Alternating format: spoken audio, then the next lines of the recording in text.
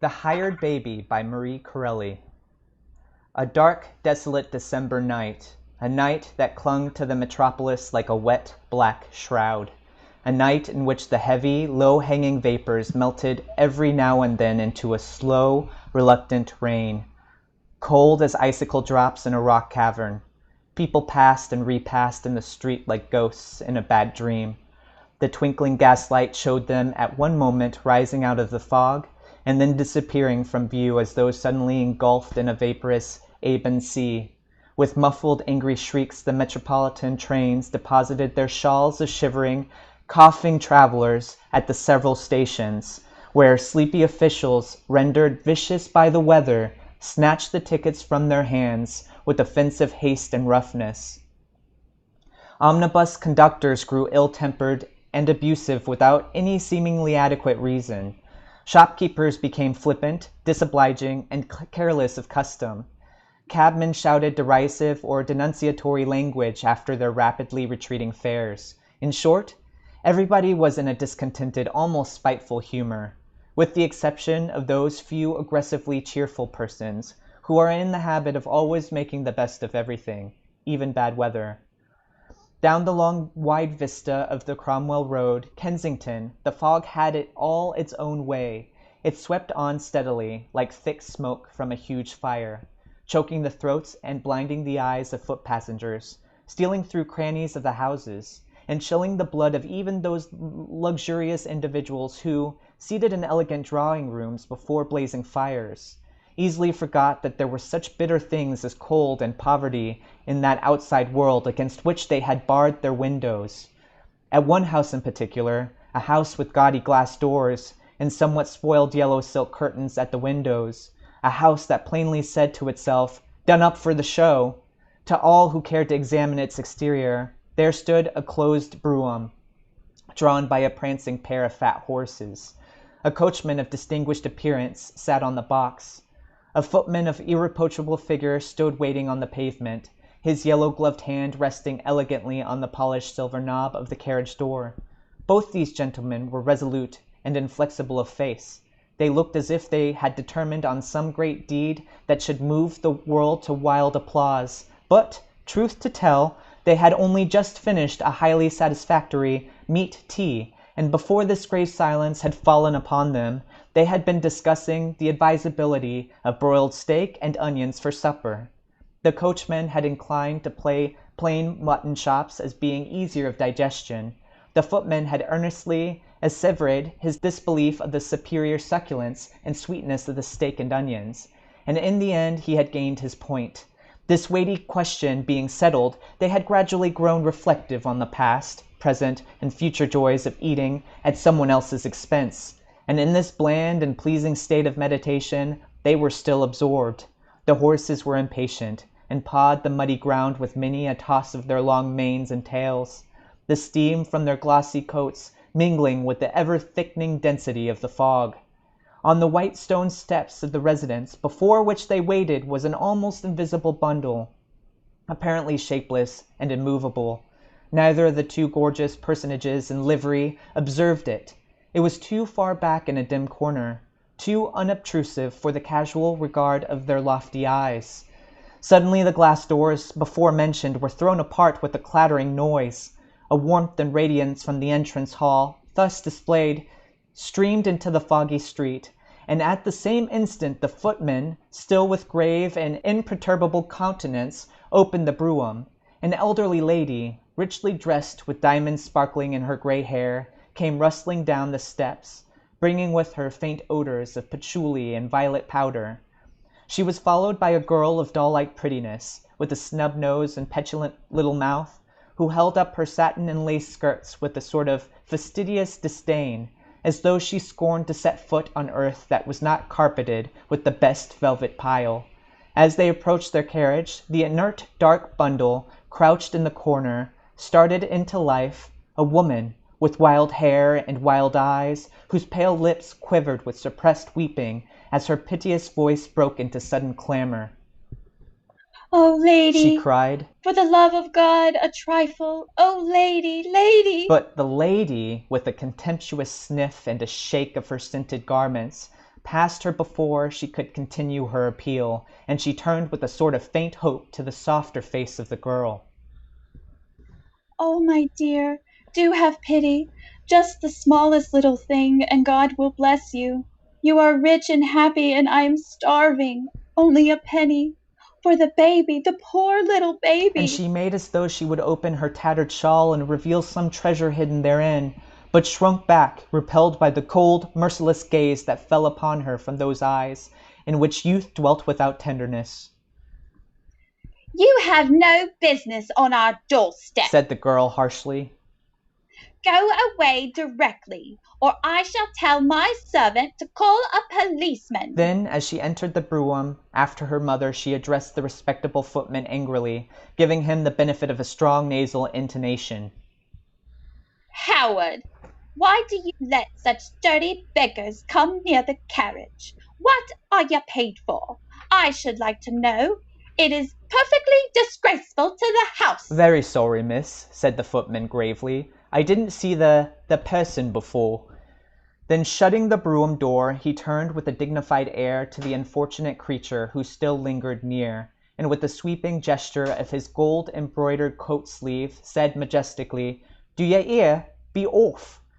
Then, having thus performed his duty, he mounted the box beside his friend, the coachman, and the equipage rattled quickly away, its gleaming light soon lost in the smoke-laden vapors that drooped downward like funeral hangings from the invisible sky to the scarcely visible ground.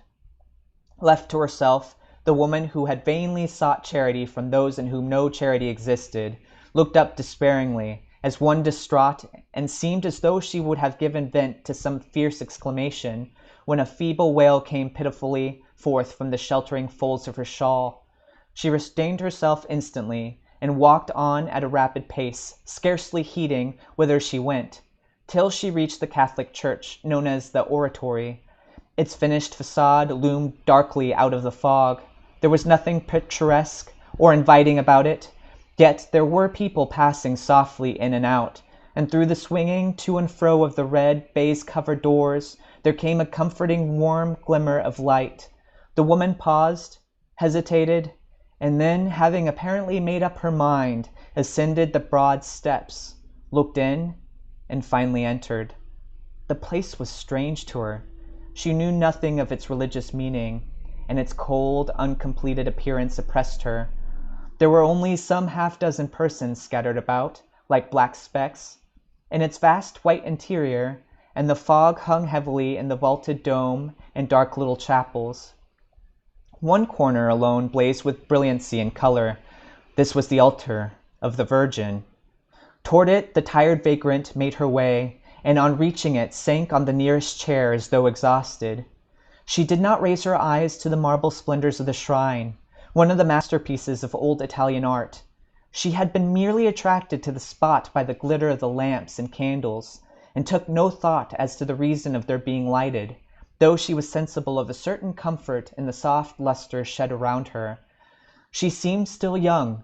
Her face, rendered haggard by long and bitter privation, showed traces of past beauty, and her eyes, full of feverish trouble, were large, dark, and still lustrous. Her mouth alone, that sensitive betrayer of the life's good and bad actions, revealed that all had not been well with her. Its lines were hard and vicious, and the resentful curve of the upper lip spoke of foolish pride, not unmixed with reckless sensuality. She sat for a moment or two, motionless. Then, with exceeding care and tenderness, she began to unfold her thin, torn shawl by gentle degrees, looking down with anxious solicitude at the object concealed within. Only a baby, and withal a baby so tiny and white and frail that it seemed as though it must melt like a snowflake beneath the lightest touch.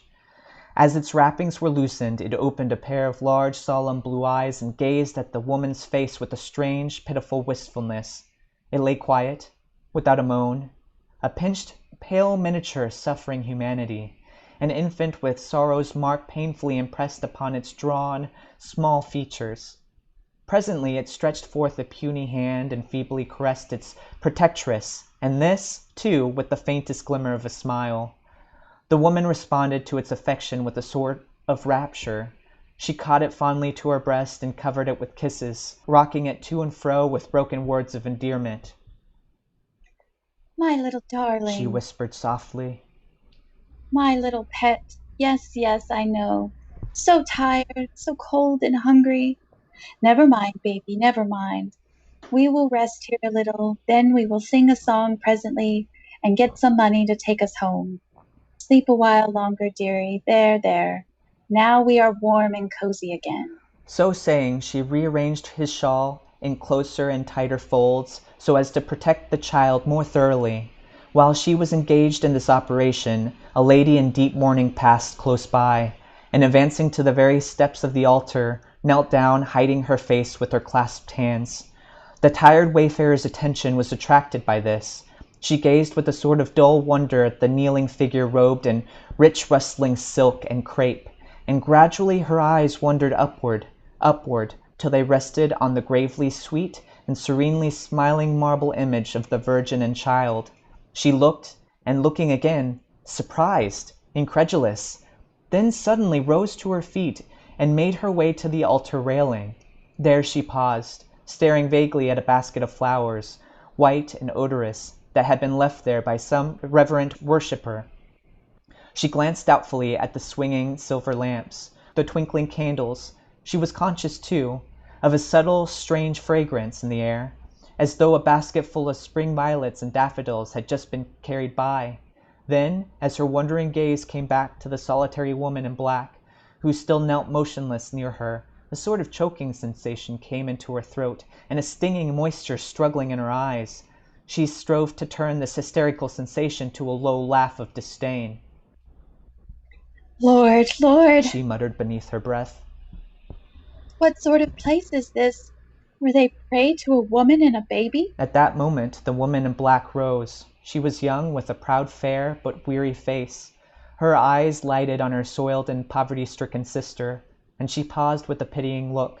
The street wanderer made use of the opportunity thus offered, and in an urgent whisper implored charity. The lady drew out a purse, then hesitated, looking wistfully at the bundle and the shawl. You have a child there. She asked in gentle accents. May I see it? Yes, lady. And the wrapper was turned down sufficiently to disclose the tiny white face, now more infinitely touching than ever in the pathos of sleep. I lost my little one a week ago, said the lady, simply, as she looked at it. He was all I had. Her voice trembled. She opened her purse and placed a half-crown in the hand of her astonished supplicant. You are happier than I am. Perhaps you will pray for me. I am very lonely. Then dropping her long crape veil so that it completely hid her features, she bent her head and moved softly away. The woman watched her till her graceful figure was completely lost in the gloom of the great church, and then turned again vaguely to the altar. Pray for her? She thought. I? As if I could pray. And she smiled bitterly. Again she looked at the statue in the shrine, and it had no meaning at all for her. She had never heard of Christianity, save through the medium of a tract, whose consoling title had been, "Stop! You are going to hell!" Religion of every sort was mocked at by those among whom her lot was cast. The name of Christ was only used as a convenience to swear by, and therefore this mysterious, smiling, gently inviting marble figure was incomprehensible to her mind.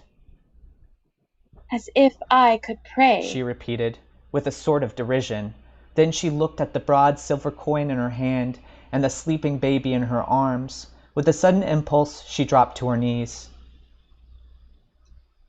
Whoever you are, she muttered, addressing the statue above her. It seems you've got a child of your own. Perhaps you'll help me to take care of this one. It isn't mine. I wish it was. Anyway, I love it more than its own mother does.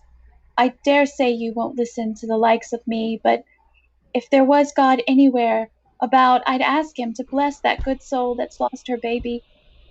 I bless her with all my heart, but my blessing ain't much good. Ah.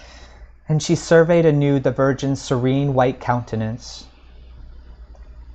You just look as if you understood me, but I don't believe you do. Never mind, I've said all I wanted to say this time. Her strange petition, or rather discourse, concluded. She rose and walked away. The great doors of the church swung heavily behind her as she stepped out and stood once more in the muddy street. It was raining steadily, a fine, cold, penetrating rain, but the coin she held was a talisman against outer discomforts, and she continued to walk on till she came to a clean-looking dairy, where for a couple of pence she was able to replenish the infant's long-ago emptied feeding bottle. But she purchased nothing for herself. She had starved all day, and was now too faint to eat. Soon she entered an omnibus, and was driven to Charing Cross. And alighting at the great station, brilliant with its electric light, she paced up and down outside it, accosting several of the passers-bys, and imploring their pity. One man gave her a penny. Another, young and handsome, with a flushed, intemperate face, and a look of his fast-fading boyhood still about him, put his hand in his pocket and drew out all the loose coppers it contained, amounting to 3 pennies and an odd farthing, and dropping them into her outstretched palm, said, half gaily, half boldly, "You ought to do better than that with those big eyes of yours." She drew back and shuddered. He broke into a coarse laugh and went his way. Standing where he had left her, she seemed for a time lost in wretched reflections. The fretful, wailing cry of the child she carried roused her, and hushing it softly, she murmured, Yes, yes, darling. It is too wet and cold for you. We had better go. and acting suddenly on her resolve, she hailed another omnibus, this time bound for Tottenham Court Road, and was, after some dreary jolting, set down at her final destination, a dirty alley in the worst part of 7 days. Entering it, she was hailed with a shout of derisive laughter from some rough-looking men and women, who were standing grouped round a low gin-shop at the corner. "Here's Liz!" cried one. "Here's Liz and the bloomin' kid! Now, old gal, fork out. How much have you got, Liz? Treat us to a drop all round." Liz walked past them steadily. The conspicuous curve of her upper lip came into full play, and her eyes flashed disdainfully. But she said nothing. Her silence exasperated a tangle-haired, cat-faced girl of 17 years, who, more than half drunk, sat on the ground, clasping her knees with both arms, and rocking herself lazily to and fro. Mother Morks! Cried she. Mother Morks! You're wanted! Here's Liz come back with your baby. As if her words had been a powerful incantation to summon forth an evil spirit, a door in one of the miserable houses was thrown open, and a stout woman, nearly naked to the waist, with a swollen, blotched, and most hideous countenance, rushed out furiously, and darting at Liz, shook her violently by the arm. Where's my shilling? She yelled. Where's my gin? Out with it! Out with my shilling and 4 pence! None of your sneaking ways with me. A bargain's a bargain all over the world. You're making a fortune with my babby. You know you are.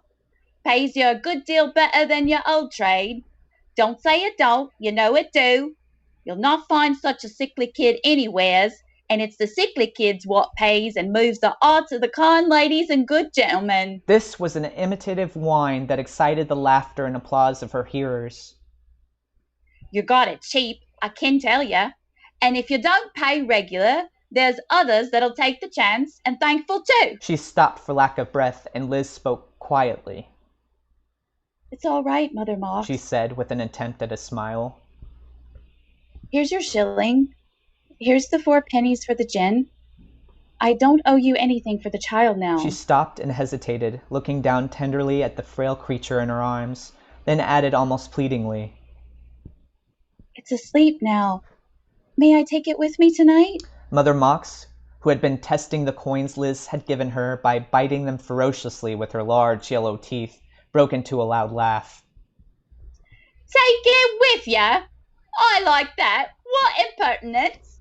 Take it with ya. Then, with her huge red arms akimbo, she added with a grin, Tell you what, if you likes to pay me £0.50, you can have it to cuddle and welcome. Another shout of approving merriment burst from the drink-sodden spectators of the little scene, and the girl crouched on the ground, removed her encircling hands from her knees to clap them loudly as she exclaimed, "Well done, Mother Marks! One doesn't let out kids at night for nothing. Thought to be more expensive than daytime." The face of Liz had grown white and rigid. "You know I can't give you that money," she said slowly. "I have not tasted bit or drop all day. I must live, though it doesn't seem worthwhile. The child," and her voice softened involuntarily, "is fast asleep. It's a pity to wake it, that's all. It will cry and fret all night, and I will make it warm and comfortable if you'd let me." She raised her eyes hopefully and anxiously. "Will you?" Mother Mox was evidently a lady of an excitable disposition. The simple request seemed to drive her nearly frantic. She raised her voice to an absolute scream, thrusting her dirty hands through her still dirtier hair as the proper accompanying gesture to her vituperative oratory. "Will I? Will I?" she screeched. "Will I let out my own babby for the night for nothing? Will I? No, I won't. I'll see you blowed into the middle of next week first. Lord a mercy, how high and mighty we getting, to be sure. The babby'll be quiet for you, Miss Liz, will it indeed? And it will cry and fret for its own mother, will it indeed?" And at every sentence she approached Liz more nearly, increasing in fury as she advanced. "You low hussy! Do you think I'd let you have my babby for an hour unless you paid for it? As it is, you pays far too little. I'm an honest woman as works for my living, and what drinks reasonable. Better than you by a long sight with your stuck-up airs. A pretty drab you are. Give me the babby. You ain't no business to keep it a minute longer." And she made a grab at Liz's sheltering shawl. "Oh, don't hurt it, please," pleaded Liz, trembling. "Such a little thing, don't hurt it." Mother Mox stared so wildly that her bloodshot eyes seemed protruding from her head.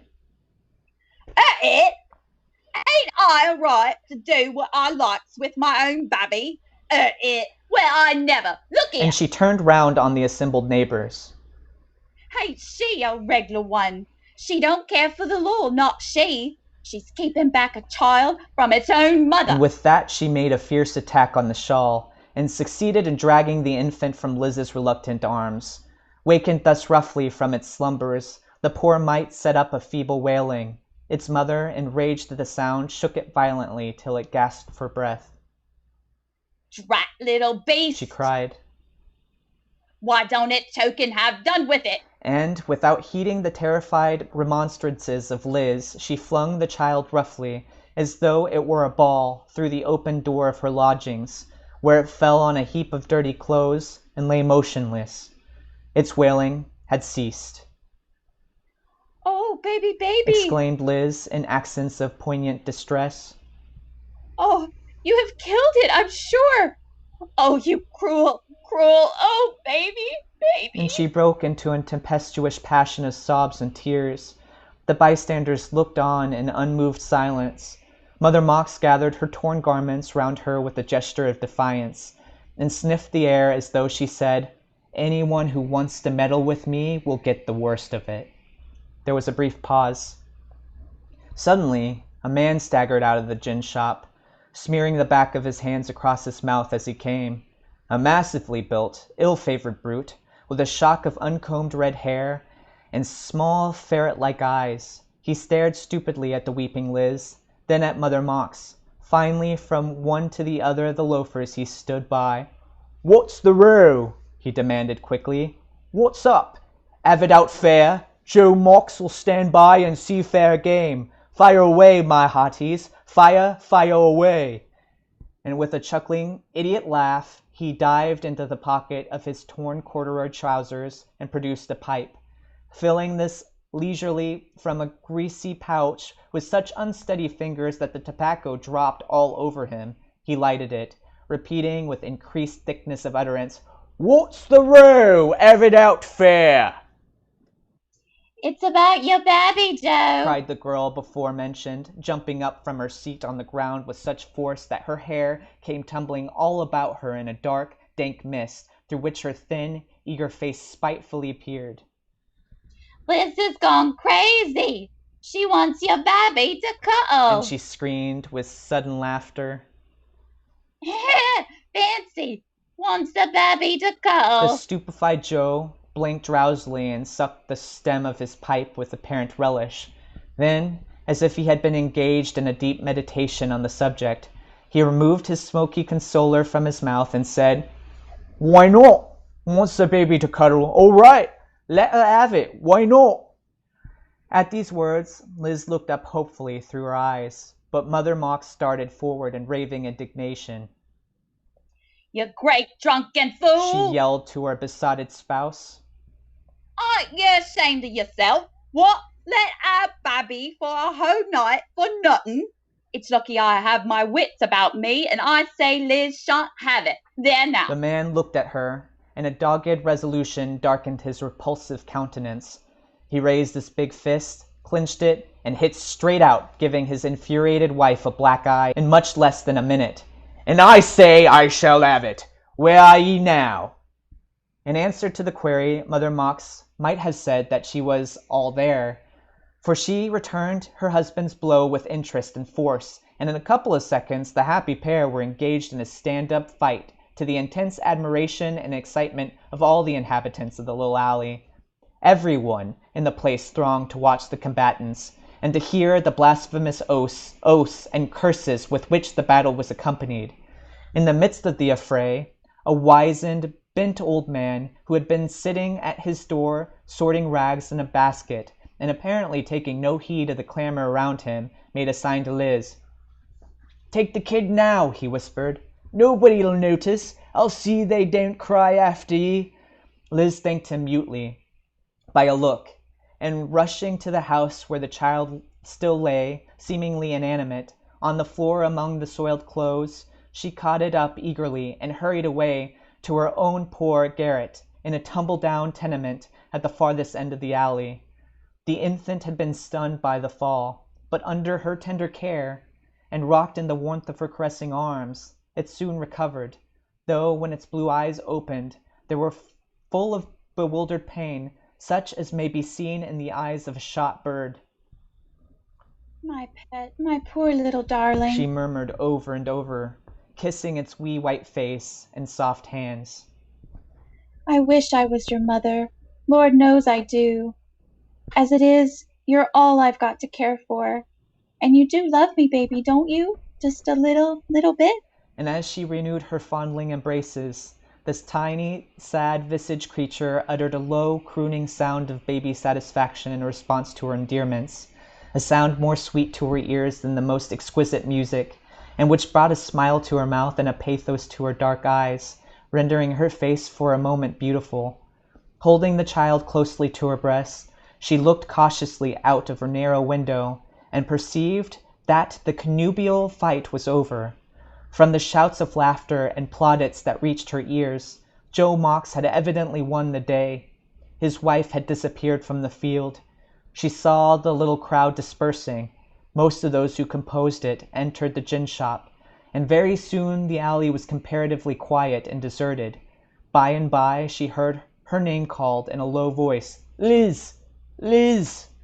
She looked down and saw the old man who had promised her his protection in case Mother Mox should persecute her. "Is that you, Jim? Come upstairs. It's better than talking out there." He obeyed and stood before her in the wretched room, looking curiously both at her and the baby. A wiry, wolfish-faced being was Jim Duds, as he was familiarly called, though his own name was the aristocratic and singularly inappropriate one of James Douglas. He was more like an animal than a human creature, with his straggling gray hair, bushy beard, and sharp teeth protruding like fangs from beneath his upper lip.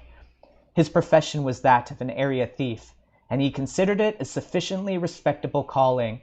"Mother Mox has got it this time," he said, with a grin which was more like a snarl.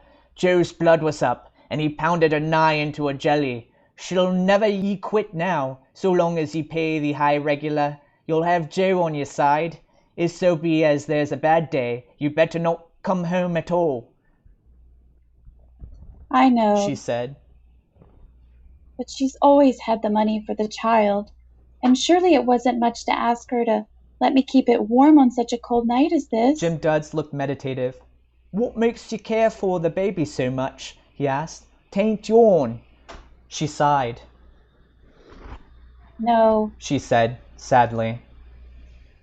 that's true, but it seems something to hold on to, like, see what my life has been? She stopped and a wave of color flushed her pallid features. From a little girl, nothing but the streets, the long, cruel streets, and I just a bit of dirt on the pavement, no more, flung here, flung there, and at last swept into the gutter, all dark, all useless. She laughed a little. Fancy, Jim. I've never seen the country. Nor I, said Jim, biting a piece of straw reflectively. It must be powerful fine, with naught but green trees and posies a-blowin' and a-growin' everywheres. There ain't many kitching areas there, though, I'm told. Liz went on, scarcely heeding him. The baby seems to me like what the country must be, all harmless and sweet and quiet. When I hold it so, my heart gets peaceful somehow. I don't know why. Again, Jim looked speculative. He waved his bitten straw expressively. You've had 'sperience, Liz. Ain't ye met no man like what ye could care for? Liz trembled and her eyes grew wild. Men? She cried with bitterest scorn. No men have come my way, only brutes. Jim stared but was silent. He had no fit answer ready. Presently Liz spoke again more softly. Jim, do you know I went into a great church today? Worse luck, said Jim sententiously. Church ain't no use nohow as far as I can see. There was a figure, Jim, Went Liz earnestly. of a woman holding up a baby, and people knelt down before it. What do you suppose it was? Can't say, replied the puzzled Jim. Are ye sure 'twas a church? Most like 'twas a museum. No, Said Liz. It was a church for certain. There were folks praying in it. Ah, well, growled Jim gruffly. Much good it may do 'em. I'm not of the prayin' sort. A woman and a baby, did ye say? Don't you get such cranky notions into your head, Liz. Women and babies are common enough, too common, by a long chalk. And as for prayin' to 'em, Jim's utter contempt and incredulity was too great for further expression, and he turned away, wishing her a curt good night. Good night, said Liz softly, and long after he had left, she still sat silent, thinking with the baby asleep in her arms, listening to the rain as it dripped heavily like clods falling on a coffin lid. She was not a good woman. Far from it. Her very motive in hiring the infant at so much a day was entirely inexcusable. It was simply to gain money upon false pretense, by exciting more pity than would otherwise have been bestowed on her had she begged for herself alone, without a child in her arms. At first she had carried the baby about to serve as a mere trick of her trade, but the warm feel of its little helpless body against her bosom day after day had softened her heart toward its innocence and pitiful weakness, and at last she had grown to love it with a strange, intense passion, so much that she would willingly have sacrificed her life for its sake. She knew that its own parents cared nothing for it, except for the money it brought them through her hands, and often wild plans would form in her poor tired brain, plans of running away with it altogether from the roaring, devouring city to some sweet, humble country village, there to obtain work and devote herself to making this little child happy. Poor Liz. Poor, bewildered, heartbroken Liz. Ignorant, London heathen as she was, there was one fragrant flower blossoming in the desert of her soiled and wasted existence. The flower of a pure and guileless love for one of those little ones, of whom it hath been said by an all-pitying divinity unknown to her, "Suffer them to come unto me, and forbid them not, for such is the kingdom of heaven." The dreary winter days crept on apace, and as they drew near Christmas, Dwellers in the streets leading off the Strand grew accustomed of nights to hear the plaintive voice of a woman, singing in a peculiarly thrilling and pathetic manner some of the old songs and ballads familiar and dear to the heart of every Englishman. The banks of Allan Water, the bailiff's daughter, Sally in our alley, the last rose of summer. All these well-loved ditties she sang, one after the other, and though her notes were neither fresh nor powerful, they were true and often tender, more particularly in the hackneyed but still captivating melody of "Home, Sweet Home." Windows were opened, and pennies freely showered on the street vocalist, who was accompanied in all her wanderings by a fragile infant, which she seemed to carry with especial care and tenderness. Sometimes, too, in the bleak afternoons, she would be seen winding her way through mud and mire, setting her weary face against the bitter east wind, and patiently singing on. And motherly women, coming from the gay shops and stores where they had been purchasing Christmas toys for their own children, would often stop to look at the baby's pinched, white features with pity, and would say, while giving their spare pennies, "Poor little thing, is it not very ill?" And Liz, her heart freezing with sudden terror, would exclaim hurriedly, "Oh, no, no, it is always pale. It is just a little bit weak, that's all." and the kindly questioners, touched by the large despair of her dark eyes, would pass on and say no more. And Christmas came, the birthday of the child Christ, a feast the sacred meaning of which was unbeknownst to Liz. She only recognized it as a sort of large and somewhat dull bank holiday, when all London devoted itself to church-going and the eating of roast beef and plum pudding. The whole thing was incomprehensible to her mind, but even her sad countenance was brighter than usual on Christmas Eve, and she felt almost gay, for had she not, by means of a little extra starvation on her part, been able to buy a wondrous gold and crimson worsted bird, suspended from an elastic string, a bird which bobbed up and down to command in the most lively and artistic manner?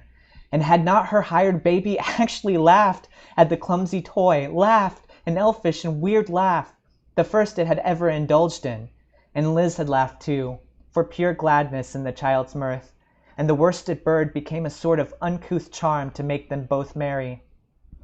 But after Christmas had come and gone, and the melancholy days, the last beating of the falling pulse of the old year, throbbed slowly and heavily away, the baby took upon it, its wan visage, a strange expression, the solemn expression of worn-out and suffering age.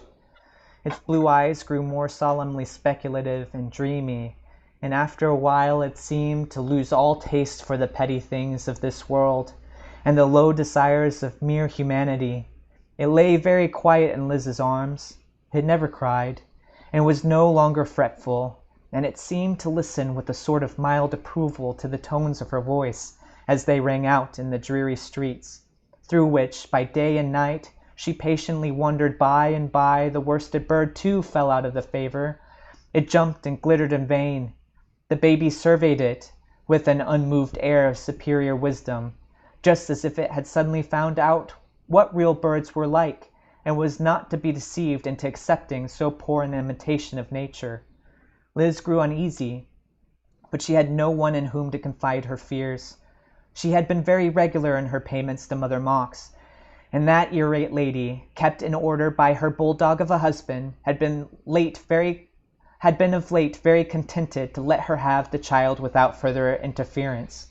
Liz knew well enough that no one in the miserable alley where she dwelt would care whether the baby were ill or not. They would tell her, "The more sickly, the better for your trade." Besides, she was jealous. She could not endure the idea of anyone tending it and touching it but herself. Children were often ailing, she thought, and if left to themselves without doctor's stuff, they recovered sometimes more quickly than they had sickened. Thus, soothing her inward tremors as best she might, she took more care than ever of her frail charge, stinting herself that she might nourish it, though the baby seemed to care less and less for mundane necessities, and only submitted to be fed, as it were, under patient and silent protest. And so the sands and time's hour-glass ran slowly but surely away, and it was New Year's Eve Liz had wandered about all day, singing her little repertoire of ballads in the teeth of a cruel, snow-laden wind, so cruel that people otherwise charitably disposed had shut close their doors and windows, and had not even heard her voice. Thus the last span of the old year had proved most unprofitable and dreary. She had gained no more than sixpence. How could she return with only the humble amount to face Mother Mox and her vituperative fury? Her throat ached, she was very tired, and as the night darkened from pale to deep and starless shadows, she strolled mechanically from the Strand to the Embankment, and after walking some little distance, she sat down in a corner close to Cleopatra's Needle, that mocking obelisk that had looked upon the decay of empires, itself impassive, and that still appears to say, "Pass on, ye puny generations. I, a mere carven block of stone, shall outlive you all." For the first time in all her experience, the child in her arms seemed a heavy burden. She put aside her shawl and surveyed it tenderly. It was fast asleep, a small, peaceful smile on its thin, quiet face. Thoroughly worn out herself, she leaned her head against the damp stone wall behind her, and clasping the infant tightly to her breast, she also slept, the heavy, dreamless sleep of utter fatigue and physical exhaustion. The solemn night moved on, a night of black vapors. The pageant of the old year's deathbed was unbrightened by so much as a single star. None of the hurrying passers-by perceived the weary woman where she slept in that obscure corner, and for a long while she rested there undisturbed. Suddenly a vivid glare of light dazzled her eyes. She started to her feet half asleep, but still instinctively retaining the infant in her close embrace. A dark form, buttoned to the throat and holding a brilliant bull's-eye lantern, stood before her. "Come now," said the personage. "This won't do. Move on." Liz smiled faintly and apologetically. "All right," she answered, striving to speak cheerfully and raising her eyes to the policeman's good-natured countenance. "I didn't mean to fall asleep here. I don't know how I came to do it. I must go home, of course." "Of course," said the policeman, somewhat mollified by her evident humility, and touched in spite of himself by the pathos of her eyes. Then turning his lamp more fully upon her, he continued, "Is that baby you've got there?" "Yes," said Liz, half proudly, half tenderly. "Poor little dear. It's been ailing sadly, but I think it's better now than it was." And encouraged by his friendly tone, she opened the folds of her shawl to show him her one treasure. The bull's-eye came into still closer requisition as the kindly guardian of the peace peered inquiringly at the tiny bundle. He had scarcely looked when he started back with an exclamation. "God bless my soul!" he cried. "It's dead!" "Dead?" shrieked Liz. "Oh, no, no, not dead! Don't say so. Oh, don't say so. Oh, you can't mean it. Oh, for God's love, say you didn't mean it. It can't be dead. Not really dead. No, no, indeed. Oh, baby, you are not dead. My pet angel not dead. Oh, no." And breathless, frantic with fear, she felt the little thing's hands and feet and face, kissed it wildly, and called it by 1,000 endearing names. In vain. In vain. Its tiny body was already stiff and rigid. It had been a corpse more than 2 hours. The policeman coughed and brushed his thick gauntlet glove across his eyes. He was an emissary of the law, but he had a heart. He thought of his bright-eyed wife at home and of the soft-cheeked, cuddling little creature that clung to her bosom and crowed with rapture whenever he came near. "Look here," he said, very gently, laying one hand on the woman's shoulder as she crouched shivering against the wall and staring piteously at the motionless waxen form in her arms. "It's no use fretting about it." He paused. There was an uncomfortable lump in his throat, and he had to cough again to get it down. "The poor little creature's gone. There's no help for it. The next world's a better place than this, you know. There, don't take on so about it." This as Liz shuddered and sighed, a sigh of such complete despair that it went straight to his honest soul, and showed him how futile were his efforts at consolation. But he had his duty to attend to, and he went on in firmer tones. "Now, like a good woman, you just move off from here and go home. If I leave you here by yourself a bit, will you promise me to go straight home? I mustn't find you here when I come back on this beat. Do you understand?" Liz nodded. "That's right," he resumed cheerfully. "I'll give you just 10 minutes. You just go straight home."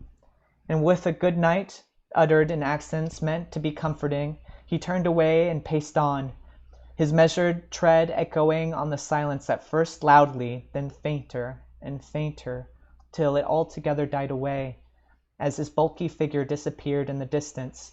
Left to herself, Liz rose from her crouching posture, rocked the dead child in her arms. She smiled.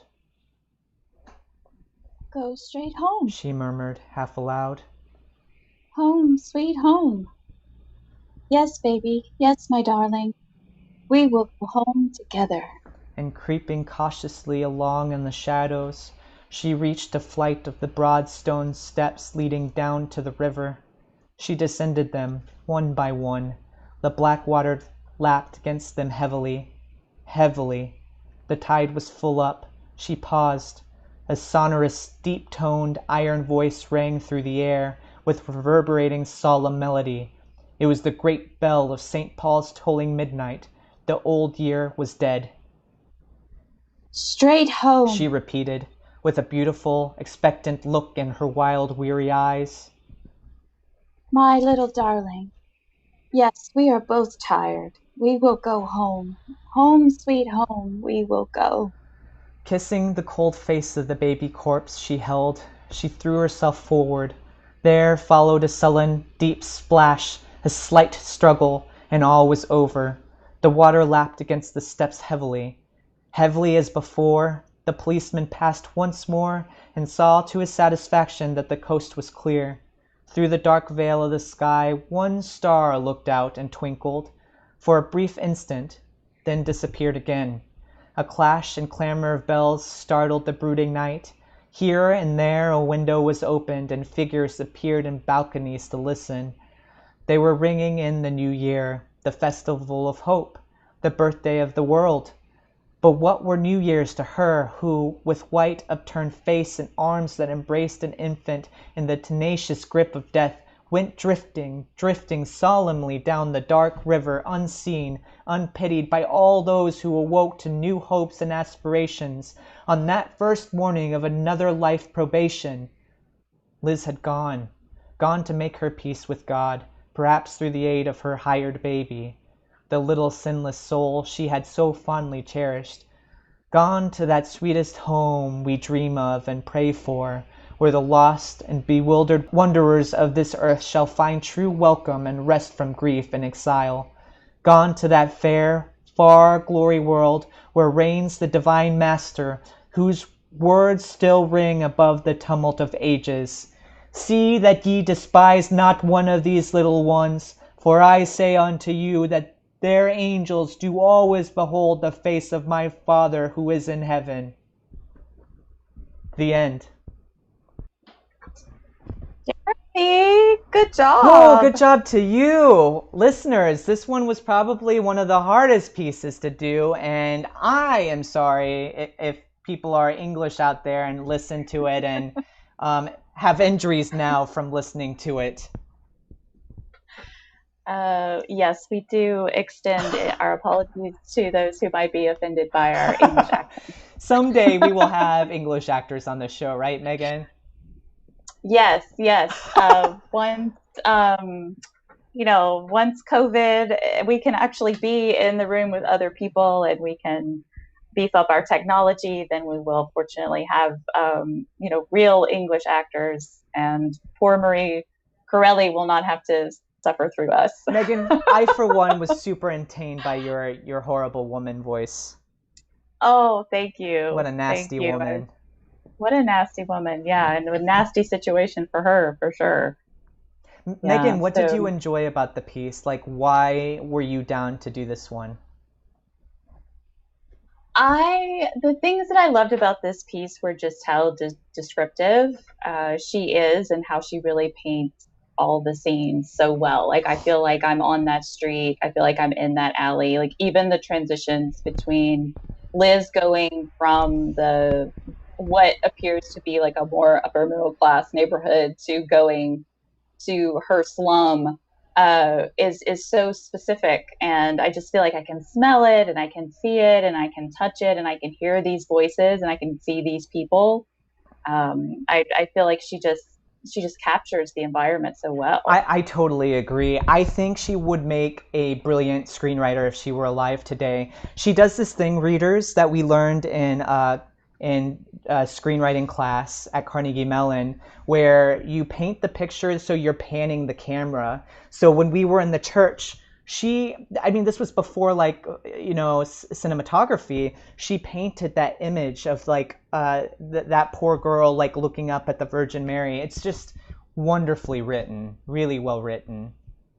Yeah, absolutely. And also her characters are very specific. Even the the the very small characters, like the little girl on the doorstep at the beginning who's like nasty to Liz, and the footman at the beginning. And even though those are very small characters, I know that person, and she gives them such depth and such complexity with so little words. I feel like so conflicted with about Mother Mox because she's so awful, but at the same time, like she's in this terribly abusive relationship with her husband, and she lives in squalor, and I'm sure she has tons and tons of kids on top of the hired baby. And I just can't imagine what her life is like.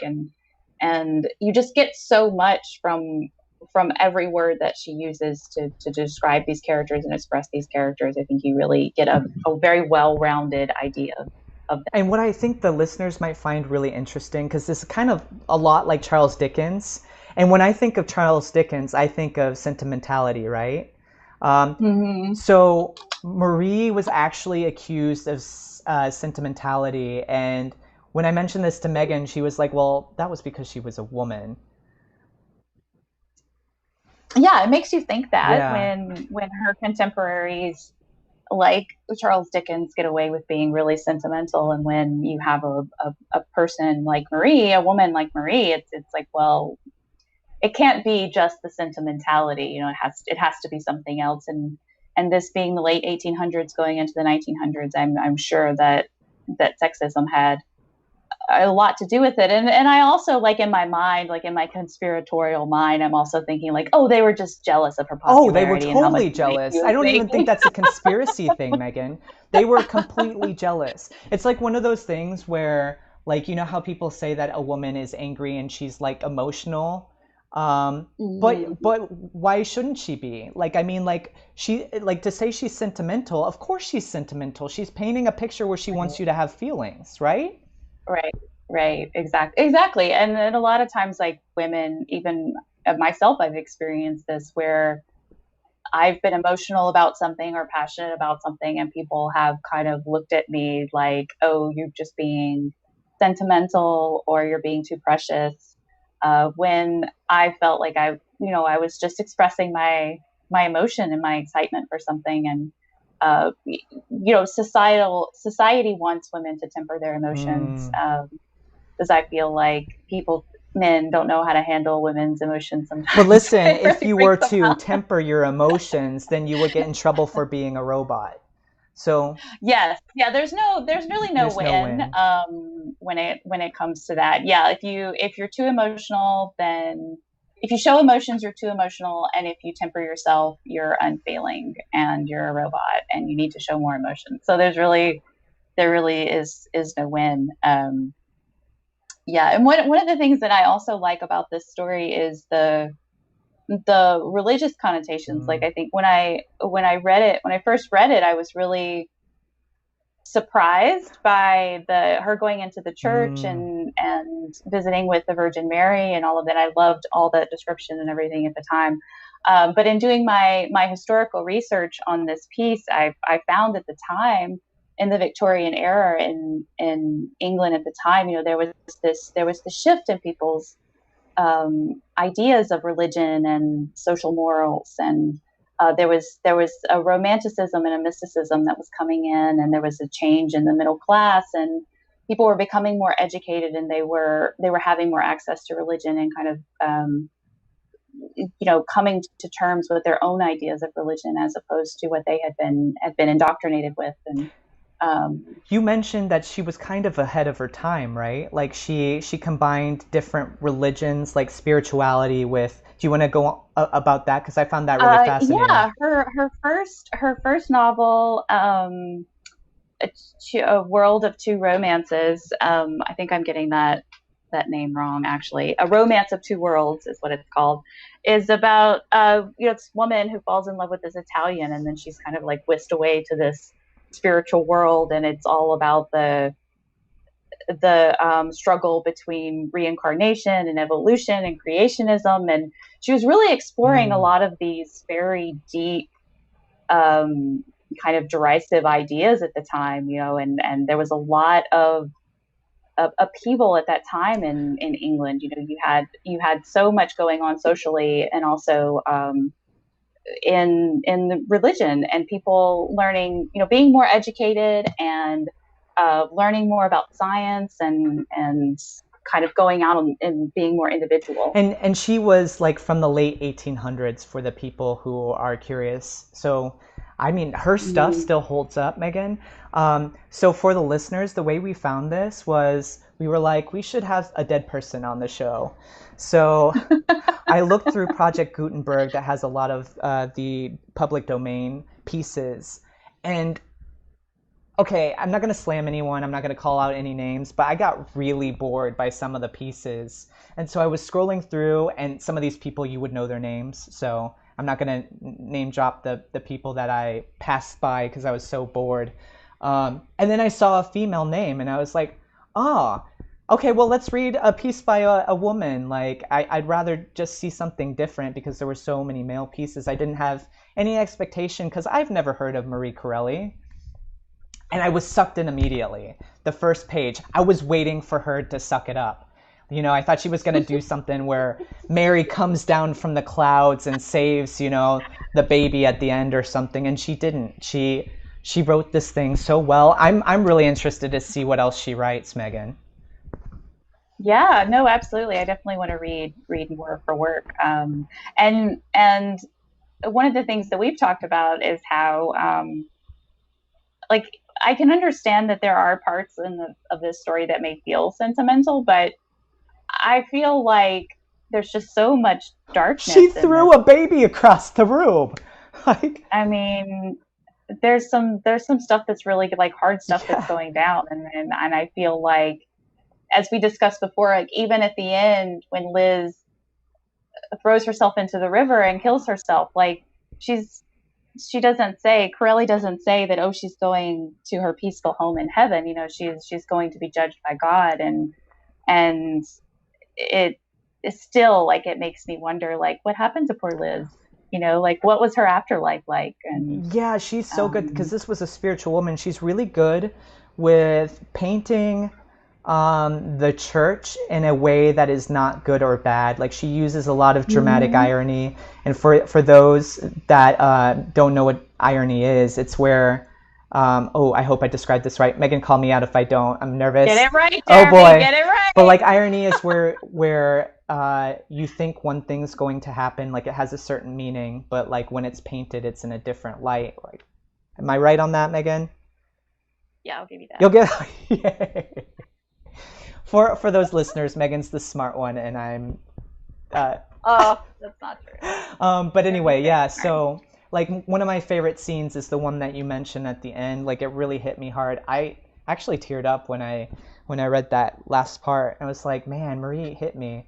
And then the other part that I really love is when she's just, praying to the Virgin Mary, and here is this woman with her baby in her arms. I know it's not her own, but Hmm. listeners, I want to know what you think. Like, please tell us. Like, seriously, like right now, if you're listening, I don't know who's listening right now, but I want to know what you thought of this because this is an old piece. Like, this has dust and cobwebs all over it.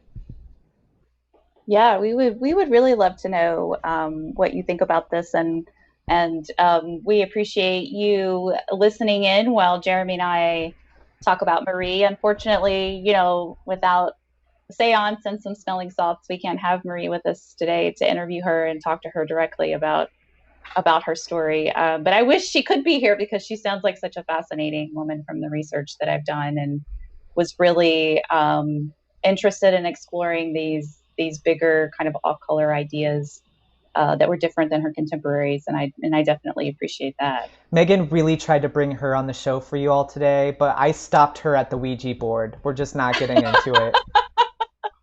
Oh my gosh, I stopped myself at the Ouija boards. I don't play with Ouija No, boards, no, man. no play, no play. So, is there anything that we haven't covered that you found interesting, Megan?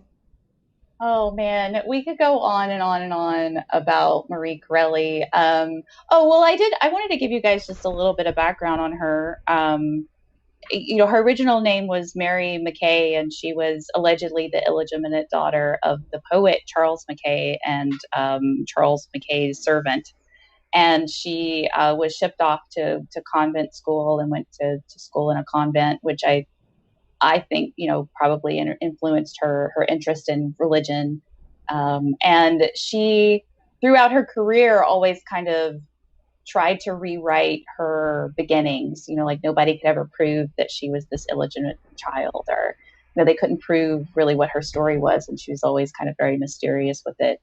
And she eventually moved to Stratford-on-Avon, and in England, and was a big advocate of preserving Shakespeare's legacy in that town, and preserving Shakespeare's library. And she lived there for 40 years with her companion, and left all of her woman companion, and left all of her fortune to her when she died. And um, yeah, what a fascinating lady. Very, very fascinating. And it's messed up, I think, that she disappeared. Like, that's just messed up that we Yeah. still have, like, the Jungle Book and the Time Machine, but where is she? And all the Yeah, absolutely, absolutely. Oh, and one last fun fact about Marie Corelli is that she was very, very popular at her during her career, and she was selling all of these books. And then World War II happened, and they issued a food ration in Britain, because all of the extra food needed to go to the soldiers and needed to help the fight the cause. And somehow it was found out that Marie Corelli was actually a food hoarder. And once it came out that she was hoarding all this food, it really subverted her reputation, and people kind of turned against her and turned against her work, because they found out that she was going against the country, basically, is how they thought of it.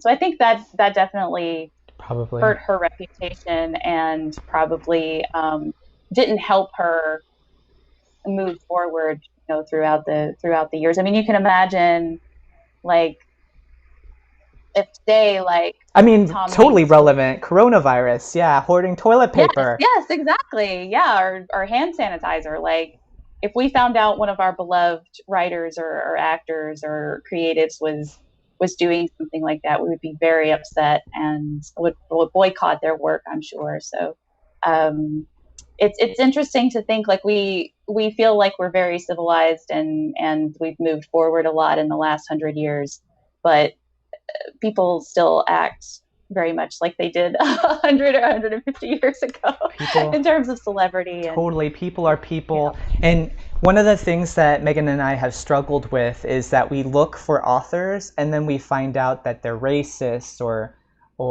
misogynists or homophobes.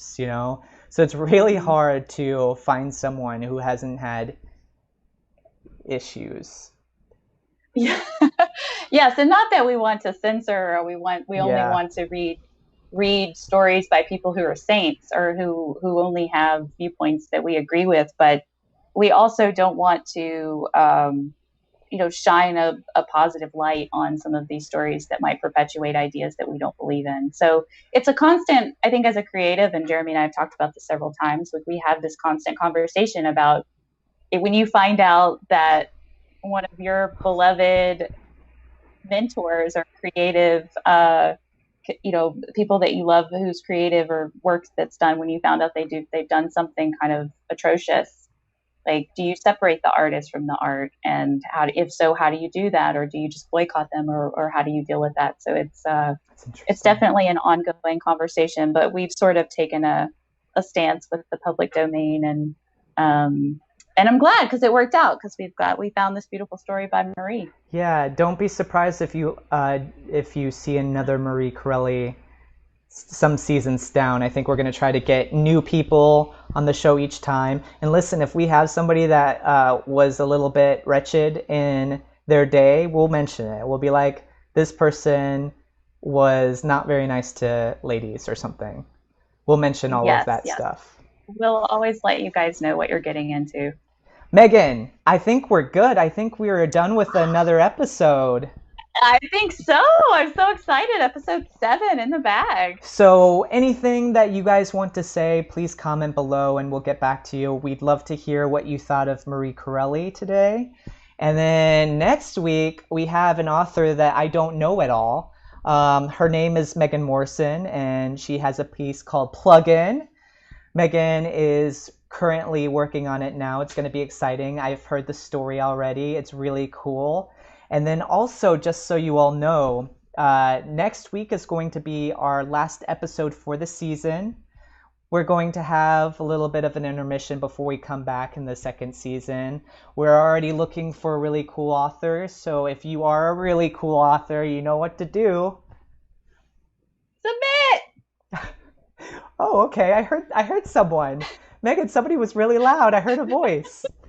Go to our website, Nobody Reads Short Stories, where you'll find all of our submission information. Go to our website, and then before you leave today, if you decided to procrastinate pressing the like, please do it now. Every like helps us get this podcast across to other people. And if you haven't subscribed so that you will be getting this in the future. And then for the podcast listeners, you know what to do. Find us on Spotify, iTunes, and Stitcher. Megan, I think we're good, right?